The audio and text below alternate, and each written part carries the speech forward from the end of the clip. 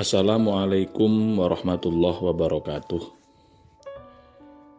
Meneruskan kitab Lubabul Hadits lil Imam As-Suyuti rahimahullahu ta'ala dan penjelasan dalam syarah Tanqihul Qaulil Hadits karyanya Imam Nawawi Al-Bantani. Semoga Allah senantiasa melimpahkan rahmatnya untuk kedua ulama tersebut. Bismillahirrahmanirrahim. Qala al-muallifu rahimahullahu ta'ala wa nafa'ana bihi wa ada alaina min barakatihi fid dharaini amin. Al-babu sabi'u fi fadilatis siwak. Al-babu sabi'u utawi bab kang kaping 7 iku fi fadilatis siwaki ing dalem jelasake keutamaane siwak. Bab yang ketujuh ini menjelaskan tentang keutamaan bersiwak, yakni menggosok gigi dengan menggunakan kayu atau alat yang khusus dengan cara yang khusus. Kayu itu ya sering kita kenal, sering kita tahu di toko-toko kitab itu atau di toko-toko busana muslim sudah banyak beredar yang namanya kayu siwak. Namun seandainya tidak ada kayu siwak, maka bisa menggunakan, kalau biasanya di pondok pesantren itu menggunakan kain baju, kain lengan baju. Yang penting memiliki sifat-sifat seperti siwak, yakni bisa membersihkan gigi diantaranya itu. Nah, siwak ini tergolong hal-hal yang disunnahkan, di mana Kanjeng Nabi pernah bersabda, at-thaharatu arba'un qassus syaribi wa halqul anati wa taqlimul azfar wasiwak. Bebersih atau bersuci itu ada 4. Membersihkan diri ada 4 macam. Yang pertama adalah qassus syarib, memotong kumis, jadi memendekkan kumis. Wa halqul anati, dan mencukur bersih bulu kemaluan. Wa taqlimul azfari, dan memotong kuku. Yang terakhir adalah bersiwak. Jadi 4 itu merupakan at-thaharat. Namun dalam bab ini khusus menjelaskan tentang siwak.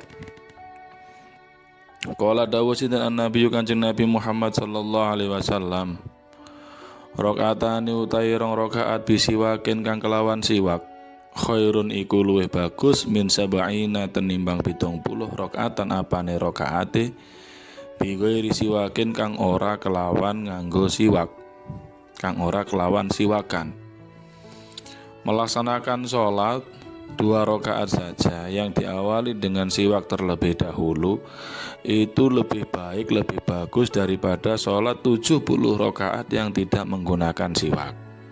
Ini hadis yang pertama yang menjelaskan tentang keutamaan siwak. Kenapa demikian? Lima fihi minal fawaid allati min hati buraihatil fami. Kenapa sholat 2 rakaat dengan siwak itu kok lebih bagus, bahkan mengalahkan 70 rakaat yang tidak menggunakan siwak? Di sini dijelaskan karena di antara faedah siwak adalah bau mulut yang enak, tibu raihatil fam. Jadi bau mulutnya itu tidak busuk setelah menggunakan siwak. Wa qala lan dawuh sinten an-nabi Kanjeng Nabi Muhammad sallallahu alaihi wasallam, tasawwaku siwaka sapa sira kabeh, fa inna siwaka mongko setuhune siwak matharatun iku bersihake lil fami maring cangkem, mardotun tur den ridoni to ngridhoake lirabbi maring pangeran. Di sini Kanjeng Nabi memerintahkan kepada kita untuk bersiwak, karena siwak itu membersihkan mulut dan menyebabkan ridha Allah Subhanahu wa taala. Wa qala lan dawuh sinten annabiyyu wa qala dawuh sinten Kanjeng Nabi sallallahu alaihi wasallam sitatun utawi 6 min sunanil mursalina kang setengah saking pira-pira lelakone utawa kesunahane para utusan para rasul. Al haya'u siji iku isin, wal hilmu lan jembare ati, wal hijamatu lan cantuk, wasiwaku lan siwakan, wa ta'atturu lan gawe wewangian, wa kasratul azwaji lan akeh pira-pira bojone. Ada 6 yang merupakan sunnah-sunnah para rasul atau sunnah-sunnah yang dialami atau dilakukan oleh para rasul. Yang pertama adalah al-haya, sifat malu. Nah, artinya sifat malu ini adalah sifat malu ketika tidak mampu melaksanakan syariat atau melakukan hal-hal yang tidak sesuai dengan syariat. Itu malu. Nah, ini merupakan salah satu sifat para rasul atau tabiat mungkin. Tabiahnya para rasul itu adalah para rasul itu sifat malunya besar sekali. Bahkan dikatakan Kanjeng Nabi Muhammad itu sifat malunya itu seolah-olah mengalahkan sifat malunya seorang perawan. Jadi al-haya, duwe isin, itu merupakan sifat yang dicontohkan oleh para nabi. Wal hilmu lan jembare ati, artinya lapang dada. Di sifat kedua yang menjadi sifat para rasul, kebiasaan para rasul itu adalah lapang dada. Wal hijamatu, dan yang juga menjadi kesunahan adalah hijamah atau cantuk. Wasiwaku, dan menggunakan siwak. Jadi bersiwak sebelum beribadah. Wa ta'aturu, dan menggunakan wewangian. Menggunakan wewangian ini tentu sangat dianjurkan karena memang yang sering dilakukan oleh para rasul. Para rasul itu senang menggunakan wewangian gitu. Wa kasratul azwaji, dan banyak istrinya. Nah, ini kenapa kok para nabi itu banyak istrinya? Li'annahu la yukhafu alaihim al-juru lin-nisa. Karena para nabi itu tidak pernah dikhawatirkan berbuat zalim kepada perempuan, makanya wajar kalau para nabi itu layak untuk memiliki istri yang lebih dari satu, istri banyak. Nah, beda dengan kita yang mungkin tidak bisa adil atau bahkan mungkin mendolimi. Nah, ini yang perlu dihati-hati. Oke, memang itu menjadi sunnah-sunnahnya para utusan, sunnah-sunnahnya para rasul memiliki istri yang banyak, lebih dari satu. Nah, tapi untuk diterapkan kepada kita sendiri, ya wallahu alam bisawab, kita sendiri atau Anda sendiri yang bisa menilai diri Anda sendiri mampu apa tidak meniru sunanil mursalin ini. Dalam sebagian riwayat hadis ini al-haya'u itu yang benar adalah al-khitan. Yang benar adalah al-khitan. Ini dalam sebagian riwayat. Jadi sunanil mursalin al-khitan, di antara sunnah-sunnahnya para rasul itu adalah khitan. Hadis ini merupakan hadis yang menjelaskan kesunahan-kesunahan atau hal-hal yang dilakukan, yang sering dilakukan oleh para utusan Allah. Ini yang bersifat umumnya para nabi itu ya khitan, kemudian berhati lapang dada, sering cantuk, siwak, pakai wangian, dan punya istri yang banyak. Namun ya tidak seluruhnya. Ada nabi yang tidak khitan. Di sini diterangkan dalam kitab lubabul hadis wa illa fanuhun lam yukhtan. Jadi Nabi Nuh itu tidak berkhitan dan Nabi Isa tidak beristri, tidak pernah menikah. Jadi maksud hadis ini adalah hal-hal yang banyak dilakukan oleh para rasul, meskipun ada beberapa nabi dan rasul yang tidak menikah, dan juga ada ya, kalau penjelasannya di sini adalah ada nabi, yakni Nabi Nuh yang tidak berkhitan dan Nabi Isa yang tidak menikah. Cuma yang paling penting intinya dari hadis ini menjelaskan bahwa siwak itu merupakan sunanul mursalin, bukan hanya Nabi Muhammad saja. Ya, sunanul anbiya. Pada umumnya para nabi sebelumnya Nabi Muhammad itu juga diperintahkan menggunakan siwak. Wa qala lan dawuh sinten Kanjeng Nabi sallallahu alaihi wasallam, salah satu nutai telu wajibatun niku wajib ala kulli muslimin ing atase saben-saben wong muslim. Al ghuslu siji adus yaumal jum'ati ing dalam dina Jumat. Wa siwaku lan siwak wa masud tibilan gawe wangen-wangen. Ada 3 hal yang wajib kepada seluruh umat Islam. Tapi wajib di sini yang dimaksud adalah sunnah muakkad. Ya, yang dimaksud adalah sunnah muakkad, bukan fardu ain atau fardu kifayah, melainkan wajibatun ini adalah sunnah muakkad. Apa saja 3 hal itu? Yaitu mandi ketika hari Jumat menggunakan siwak dan juga menggunakan wewangian. Di hari Jumat itu disunahkan 3 hal ini, sunnahnya sunnah muakkad.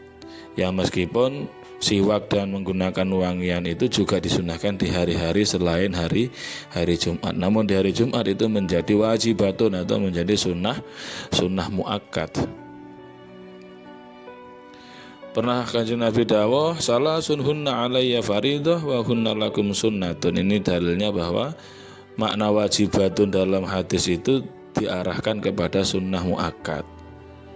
Karena ada hadis Nabi yang berbunyi salasun hunna alayya faridah. Ada 3 hal yang bagi Kanjeng Nabi itu fardu, namun bagi kita umatnya itu hukumnya adalah sunnah. 3 hal itu adalah asiwaku wal witru wa qiyamul lail.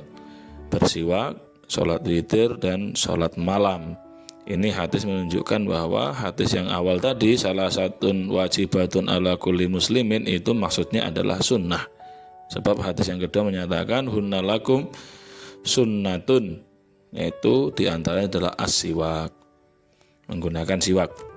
Wa qala lan dawuh sinten Kanjeng Nabi sallallahu alaihi wasallam, thayyibu bagusana sira kabeh utawa harumkanlah afwahakum ing bira-bira cangkeme, ing bira-bira lisane utawa mulute sira kabeh bisiwaki kelawan siwak, fa innahu mongko setuhune siwak iku tariqul qur'ani, iku dalane Al-Qur'an.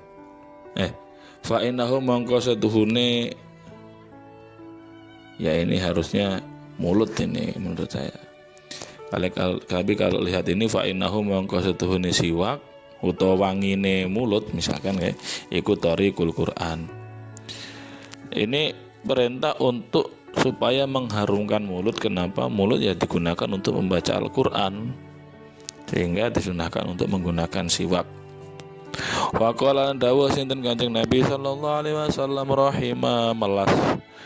rahimahullah sinten Allah Gusti Allah al-mutakhallilina ing wong kang nyela-nyelani min ummati saking umat ingsun, nyela-nyelani fil wudu ing dalem wudu wa ta'amilan panganan. Gusti Allah menurunkan rahmatnya atau memberikan belas kasihnya kepada orang yang mau nyela-nyelani umat Nabi Muhammad, nyela-nyelani dalam wudhu dan dalam makanan. Maksudnya mutakhallilin fil wudhu, nyela-nyelani ketika wudhu dan mandi adalah nyela-nyelani rambut dan juga jenggot. Jadi takhlilul lihyah, karena itu sunnah. Jadi ketika wudhu itu kalau punya jenggot yang tebal itu disunahkan untuk nyela-nyelani di antara jenggot-jenggotnya itu tangan dibasahi kemudian disela-selani di antara rambut dan jenggot, itu disunnahkan. Nah, juga Allah memberikan rahmat kepada umat Nabi Muhammad yang mutakhallilin fit ta'am, nyela-nyelani fit ta'am. Maksudnya adalah membersihkan sela-sela gigi setelah makan. Nah, membersihkan sela-sela gigi setelah makan. Orang yang mau melakukan itu mendapatkan rahmat dari Allah Subhanahu wa ta'ala. Jadi habis makan itu layaknya ya dibersihkan. Ya, kalau zaman sekarang ya ada namanya gosok gigi. Ya, kemudian kalau mau sholat menggunakan siwak. Orang-orang yang mau membersihkan sela-sela giginya itu mendapatkan rahmat dari Allah Subhanahu wa ta'ala. Wa qala lan dawuh sinten Kanjeng Nabi sallallahu alaihi wasallam, la tukhallilu, ojo nyela-nyelani sapa sira kabeh, nyela-nyelani gigi tadi itu membersihkan sela-sela gigi bil asi kelawan kayu as, war roihani lan kayu roihan, wal qasabi lan pring. Jadi Kanjeng Nabi melarang kita membersihkan sela-sela gigi menggunakan alat yang terbuat dari kayu as, kayu raihan. Ini saya kurang tahu ini bentuk kayunya seperti apa. Wal qasabi, dan terbuat dari bambu.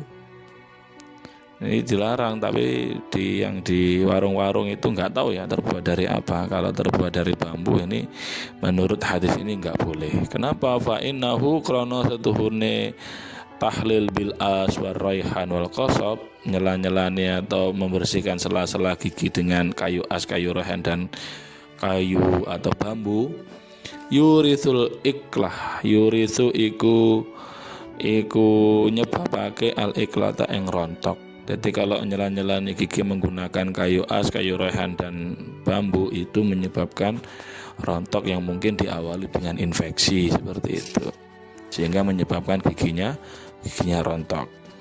Wa qala lan dawuh sinten Kanjeng Nabi sallallahu alaihi wasallam, salatun utai salat bisiwakin kang kelawan siwak khairun iku luwih bagus min sabaina tenimbang 70 salatan apane salate bi ghairi siwakin kelawan tanpa siwak.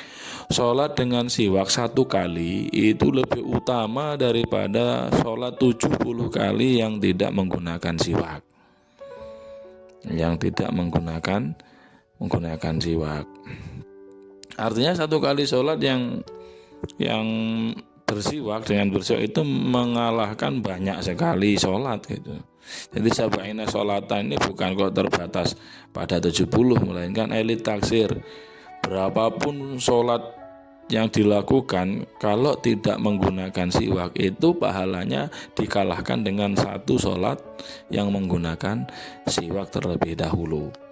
Wa qala lan dawuh sinten Kanjeng Nabi sallallahu alaihi wasallam, mazala ora leren-leren Jibril sapa Jibril yusini iku wasiat sapa Jibril ni ing ingsun bisiwaki kelawan siwak, hatta khasyitu hingga kawatir sapa ingsun ayyadrodanna, khawatir ing yen to rontok apa asnani, apa pira-pira untu, pira-pira waja ingsun. Jibril itu tidak henti-hentinya berwasiat kepada Kanjeng Nabi supaya siwak. Nah, saking seringnya diperintahkan untuk siwak, Kanjeng Nabi itu seolah-olah kok siwakan tok sing rontok untune. Nah, itu menunjukkan seolah-olah Kanjeng Nabi itu saking seringnya diperintah oleh malaikat Jibril sehingga Kanjeng Nabi itu menjawab, gampangan ngomong kula siwakan tok gogrok untune. Nah, ini menunjukkan justru betapa pentingnya siwak itu dilakukan, sampai-sampai malaikat Jibril sendiri sering mengingatkan Kanjeng Nabi untuk melakukan siwak. Masalah Jibril yusini bisiwak. Wa qala lan dawuh sinten Kanjeng Nabi sallallahu alaihi wasallam, umirtu den perintah sapa ingsun bisiwak kelawan siwak, hatta khiftu hingga khawatir sapa ingsun ala asnani ing atase pira-pira untu ingsun, ing atase pira-pira waja ingsun. Kanjeng Nabi itu diperintah bersiwak saking seringnya sampai beliau khawatir giginya rontok. Ini ya itu tadi yang dimaksud adalah kayak cara gampangane ngomong, gampangnya bicara, gampangnya penjelasan. Itu Kanjeng Nabi itu menceritakan betapa seringnya beliau diperintah untuk melaksanakan siwak, dan jawaban itu hanya bukan kok untuk bukan kok untuk menentang atau menolak perintah siwak itu, tidak, melainkan justru itu menunjukkan, jawaban itu menunjukkan betapa pentingnya siwak itu sampai perintah itu atau malaikat Jibril sendiri berwasiat kepada Kanjeng Nabi tidak putus-putus supaya Kanjeng Nabi terus-menerus untuk melakukan bersiwak. Nah, demikian tentang beberapa keutamaan siwak dari hadis-hadis yang tercantum dalam kitab Lubabul Hadis ini. Semoga bermanfaat untuk kita semua dan bisa mengamalkan. Kadang-kadang siwak itu ya lali, bukan sering, malah jarang sekali kita ini menggunakan siwak, malah yang sering itu lalai tidak menggunakan siwak. Nah, semoga setelah mengetahui fadilahnya siwak ini kita bisa lebih perhatian setiap mau sholat atau mau ibadah apapun, baca Quran dan lain sebagainya, kita bersiwak terlebih dahulu. Dari keterangan ini mungkin ada hal-hal yang dirasa keliru, baik itu cara membacanya ataupun keterangannya. Monggo dikoreksi dan tunjukkan yang benar bagaimana, silahkan tulis saja di kolom komentar. Demikian Al-Babus Saminu. Wallahu a'lam bishawab. Al-Fatihah. A'udzubillahi minasyaitonir rajim. Bismillahirrahmanirrahim. Alhamdulillahirabbil alamin arrahmanir rahim maliki yaumiddin iyyaka na'budu wa iyyaka nasta'in ihdinas siratal mustaqim siratal ladzina an'amta 'alaihim ghairil maghdubi 'alaihim waladdallin. Amin. Assalamualaikum warahmatullahi wabarakatuh.